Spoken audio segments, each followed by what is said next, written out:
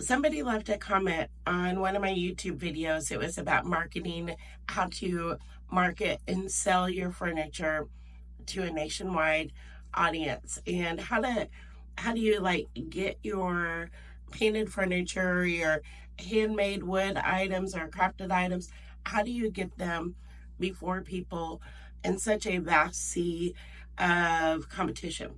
And so on this video, a person left a comment and said, "This is the lady who I go to when I want the nitty gritty answers." And that comment meant so much to me, and I'll tell you why. And because it meant that there was no fluff, a practical takeaway, and that is important to me, that I don't just waste my time creating videos for nothing, but you have a solid practical takeaway to take to expand your business, to build your business, to start your business. Just a 30-second background on me.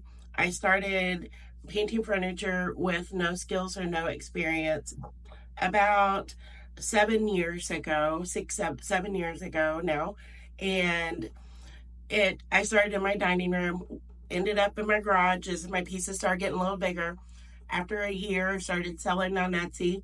That did well. It continued to grow as I continued to learn more about how to market my furniture, how to write product descriptions and SEO and all of these things. So that really took off, did well. After 3 years, my Etsy shop got shut down. I had another one started, moved my furniture to it. But I really, at that point, I wanted to have a different platform. So I started building up my Facebook and just really being myself on there and using a lot of storytelling, some tutorials, and my Facebook following grew.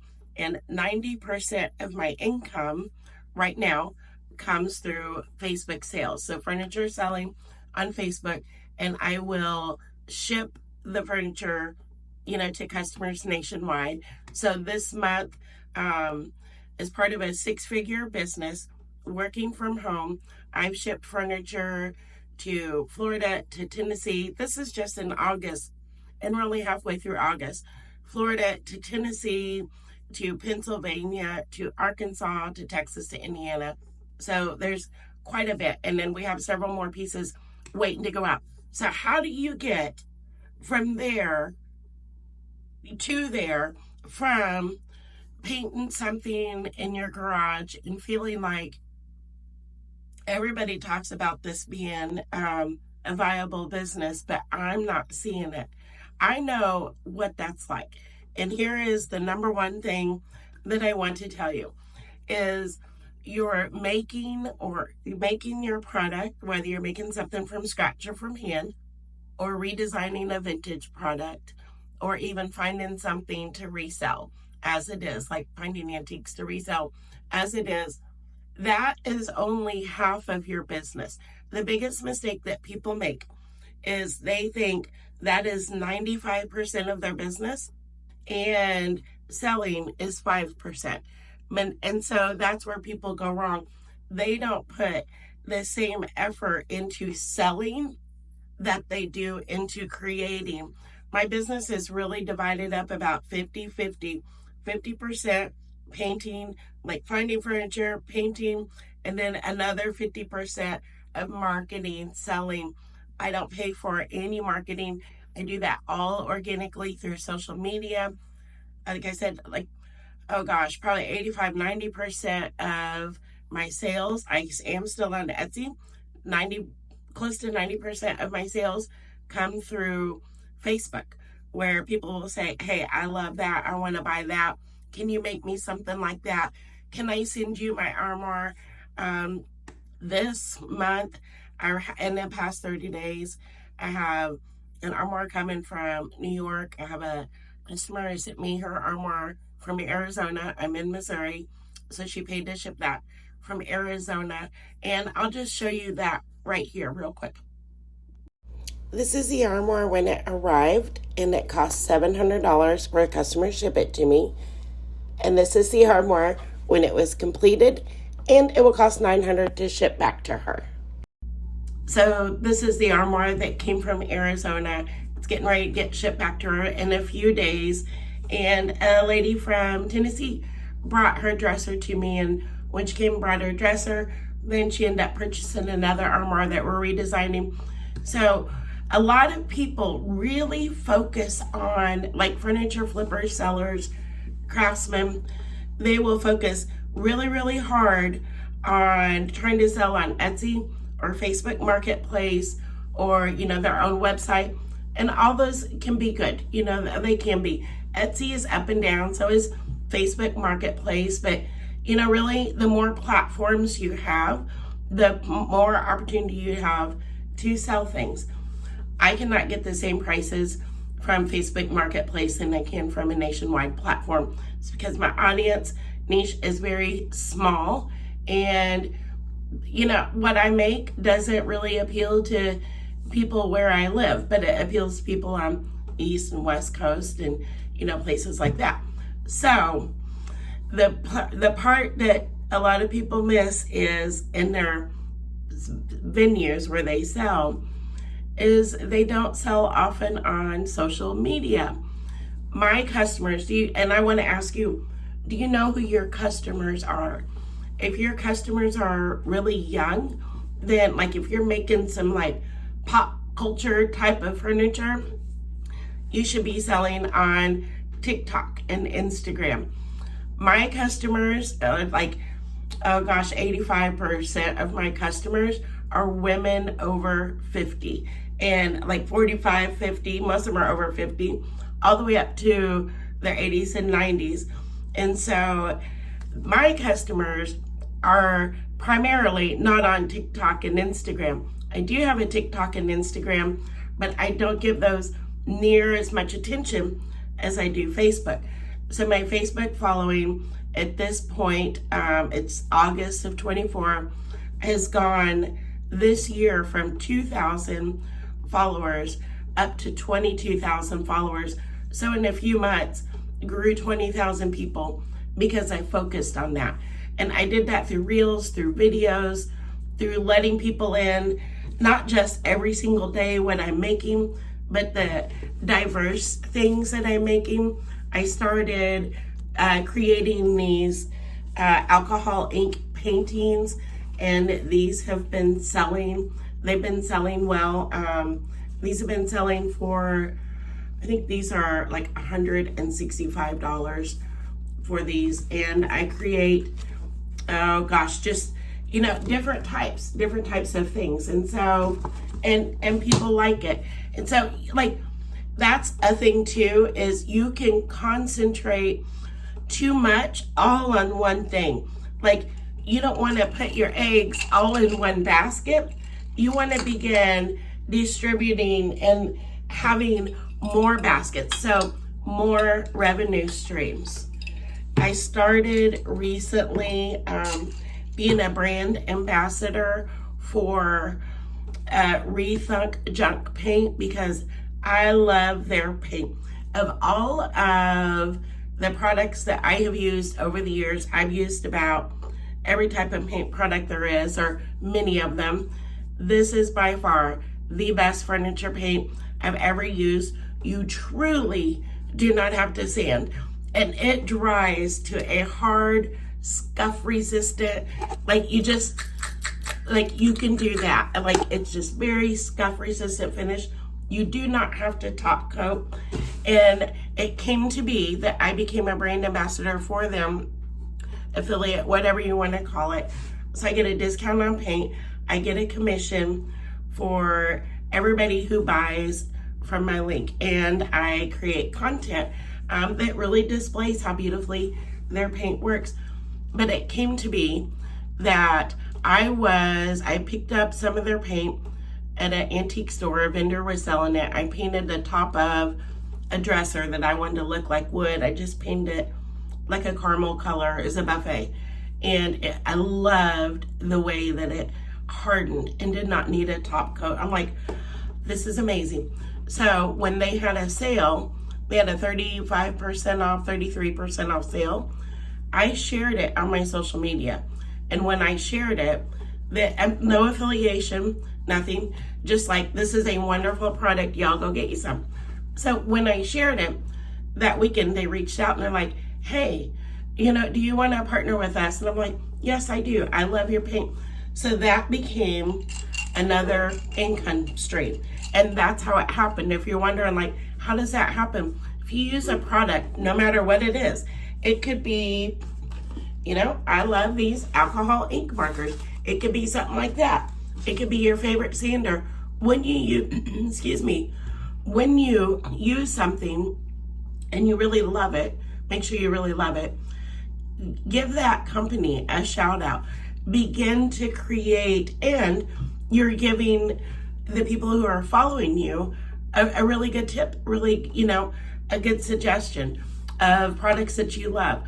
So you can do that and begin to generate, as you grow your following, more interest from companies in you being either a brand ambassador, affiliate, content creator, whatever it's going to be. So do not know your audience, and make sure that you sell your furniture. Don't just paint it or whatever it is you're making.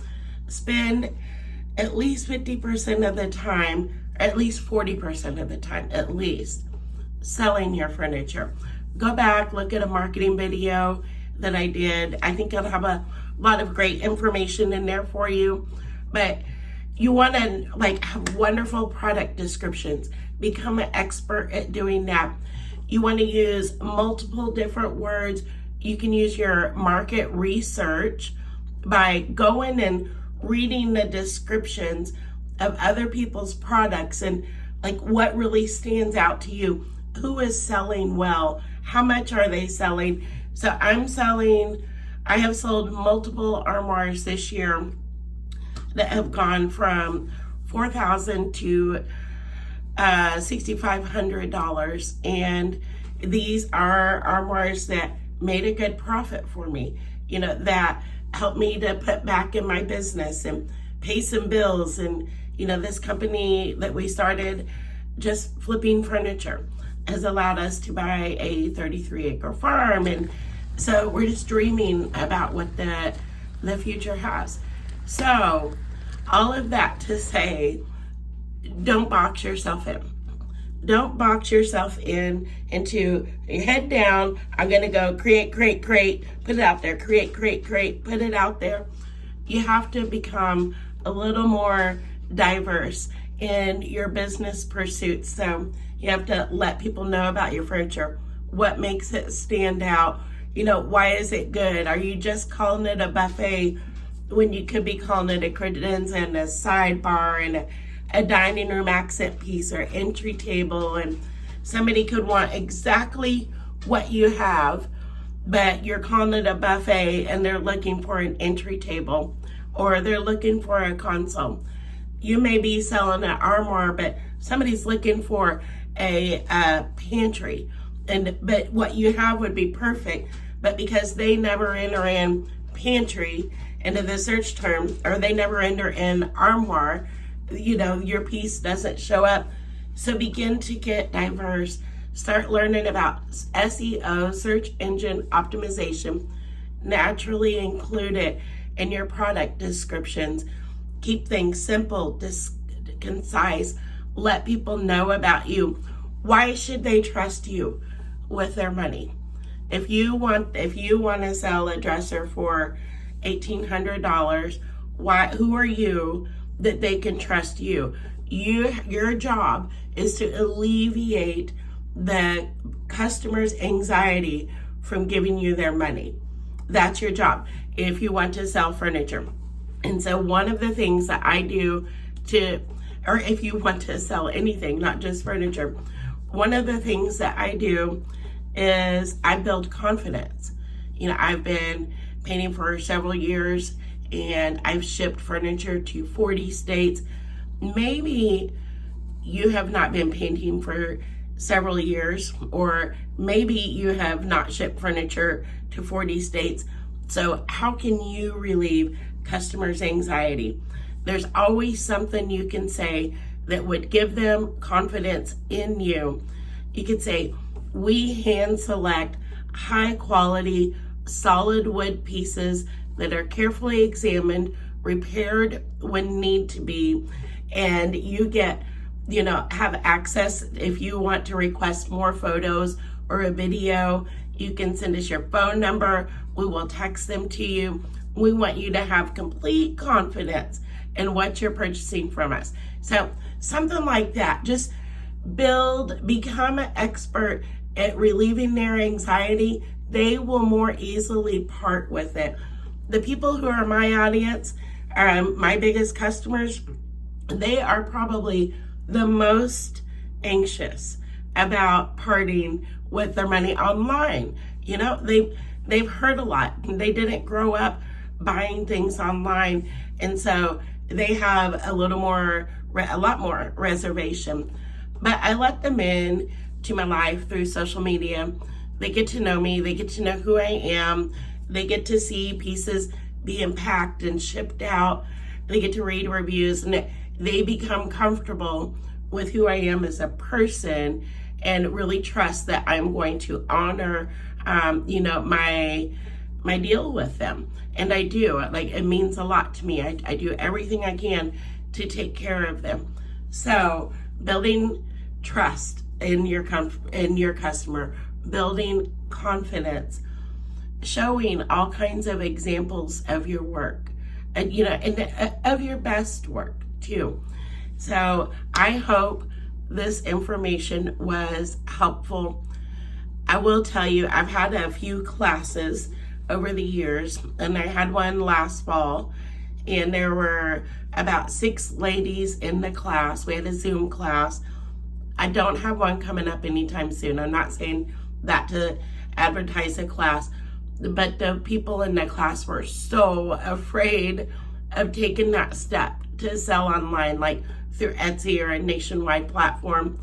And now I don't believe one of them is not that I know of, but I'm watching the others, have sold since then, their 10th, 11th piece, their 4th, 5th piece, and watch their pages, and they're like, I've shipped a piece to here and to here, and it's going to California, it's going to Indiana, and it is so exciting to see, and they were scared to death. So do not let fear hold you back. When it comes to shipping, it's not near as bad as you think it will be. And I would say it's even gotten a lot easier over the years. Go back, watch some shipping videos. I will try to create some new ones. Be following lots of people in your industry, because you will get on their social medias where they are the most vocal. That's great market research. Thank them for any information that they share. Engage with them. Building a tribe, building a community is so important. They will be a help to you, and then in turn you will be a help to others. So don't try to be isolated and all alone and never, it's being really closed-handed, and you have a closed-handed, just a very small reward. But when you're just very open-handed and generous, that's when really, truly all of the rewards come in. And I hope this is helpful. I am going to end this video by showing you some pieces of furniture that have gone out this year. Let me know more what you want to hear. I'll talk to you later.